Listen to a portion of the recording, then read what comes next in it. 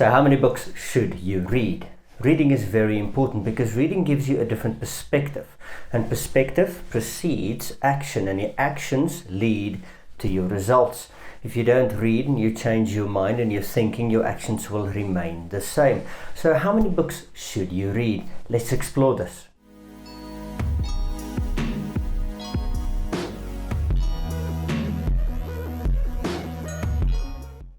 Hi, I'm Willem Gous, and did you know that entrepreneurship is one of the biggest lies being sold to the masses?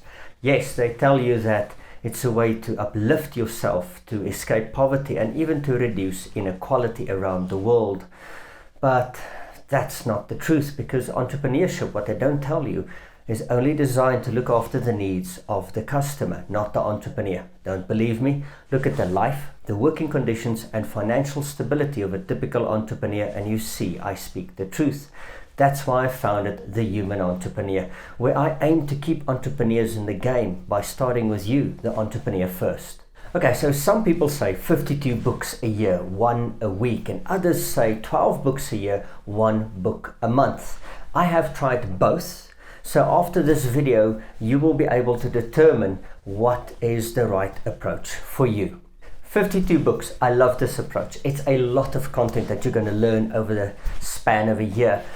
And an interesting thing is, a while back I watched a documentary about Bill Gates, and they said he has a reading speed of about 150 pages per hour, and he has a retention of about 90%, which is amazing. If you don't have a good retention, then this is not the strategy for you. If you're one of these retention gods, then go ahead with this. There's another problem though with the 52 books a year approach, and I want to share this with you. If it's just general books about normal information and it just grows your perspective, but it's not about the application, then it should suffice. But in many books, like the books by Dr. John Demartini, they have a lot of work and application, and you might run into an application bottleneck.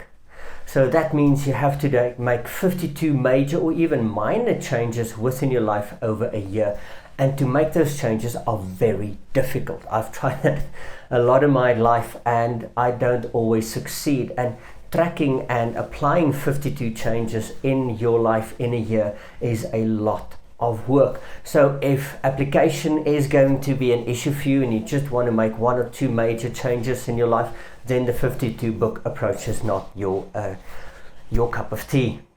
So let's look at 12 books. It's much less content than 52 books.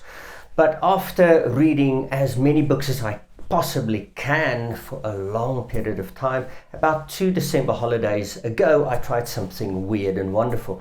I took one book and I read it 6 times. In fact, that December I took 3 books and I read each book 6 times. What I found even today, as I'm working in the moment, I remember stuff that I learned from the book and how I'm applying it and how it's become a part of me.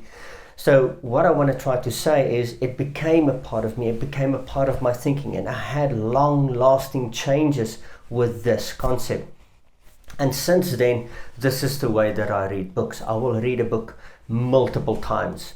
I will go through the table of contents, I will read the headings, and then I'll read through the book, and then I'll read through it again, and then it forms part of my daily action list, just to review bits and pieces of that, because I learned I have a better way of retaining information and applying the information that they taught me within that book.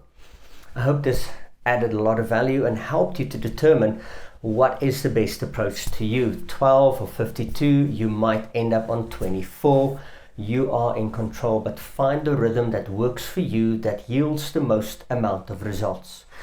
Please like this video, share it with anyone who can get a lot of value out of this, and please leave your comments. I would love to hear what you think about this.